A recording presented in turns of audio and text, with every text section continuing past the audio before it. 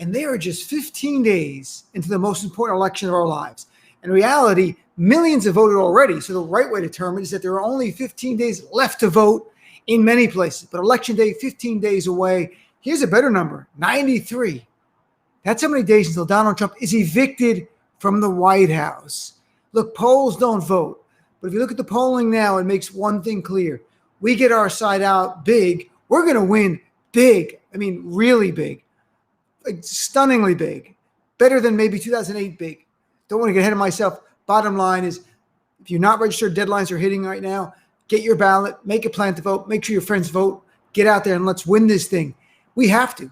The stakes are too high. Look, we have a massive outbreak in COVID now.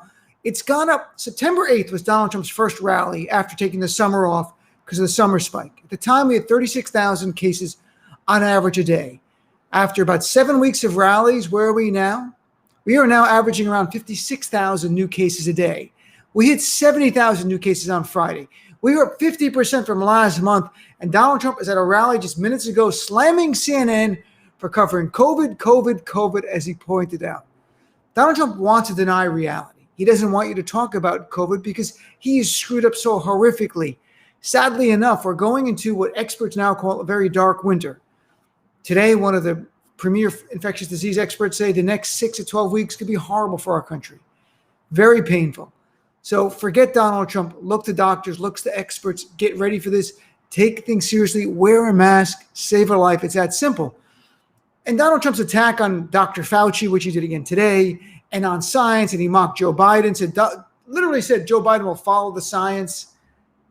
It's remarkable, isn't it? When Donald Trump got COVID, what did he do? He went to the doctors. He followed all the science. He let them give him an experimental drug. That's how much he embraced science.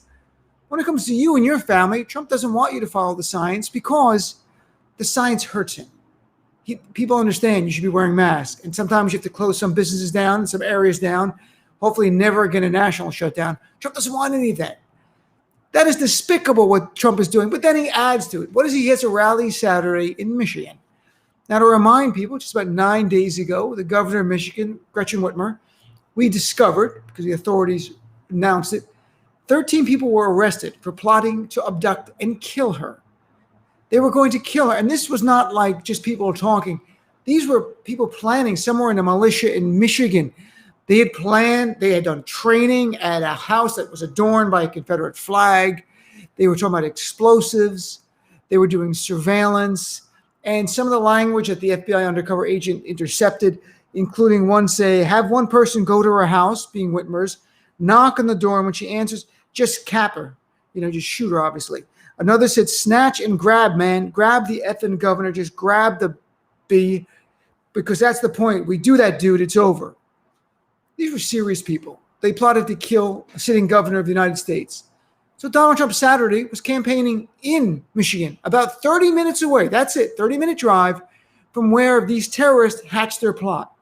So did Donald Trump take this opportunity to slam the terrorists and make it clear, especially if there were any sympathetic people there in that crowd from that region of Michigan that might be down with killing the governor, that these armed militia, white supremacists, bigots, terrorists have no place in America? Of course not. What did Trump do? He attacked the governor. He attacked the very person they had called a tyrant for closing the state down, and he attacked her with the same language they used.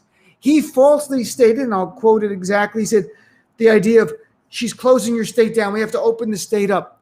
In reality, the most stringent regulations have been done for months there. Just some minor things going on. In fact, a recent court decision overturned most of the last regulations that were around, but it doesn't matter to Trump. Donald Trump hates her because she had the strength and courage to stand up to this bigot and bully. And then Donald Trump also went on to say, attacks her. The crowd begins cheering, lock her up. Lock her up. Lock up a woman who was just the target of terrorists who wanted to kill her for closing the state down to save lives. And what did Donald Trump respond? Did he stop the lock her up chant? Of course not. He laughed. These are his people. This is what he wanted. And then he responded by saying, lock them all up. Lock them all up? Appallingly, Donald Trump is equating terrorists with a sitting governor whose only crime in the view of the terrorists and Donald Trump is trying to save lives. So Donald Trump locked them all up, means lock her up and lock up the terrorists. This is the vile person. And to be clear, this is not the first time Trump's attacked her since the time of the terrorist plot that we learned. He was just on Fox News on Thursday calling her a dictator, literally a dictator. Just like the terrorists. They called her a tyrant, he calls her a dictator. Unreal. Even the Republican Michigan House Speaker who was there at the event condemned the Lock Her Up rally, tweeting she was just literally targeted. Let's debate differences, let's win elections, but not that. You know, what Trump lacks in compassion and empathy, he certainly makes up for with cruelty and vindictiveness. This is a horrible, horrible person. Look, we have 2 weeks to change this. It is up to us. Every state's important, but swing states even more so. Pennsylvania, I'm looking at you. Wisconsin, Michigan with Governor Whitmer is, Florida, North Carolina, Arizona, even Georgia and Ohio. You hold the fate of our nation in your hands. Please, if you're going to vote, you're planning to vote, make sure you got a plan. Make sure your friends can vote. Make sure you're registered. Make sure your friends are registered. Let's win this election and save America. From there, we can do some great things for our country in terms of policy. But right now, let's put the fire out. That's Donald Trump. Thanks for tuning in. My show is completely live 3 hours tonight, 6 to 9 p.m. on channel 127 and Sirius XM, joined by Congressman Mark Pocan and Jamira Burley to talk about these issues, the COVID stimulus plan, the spike in the Midwest, where Congressman Pocan is from in Wisconsin, that and more. Thanks for tuning in.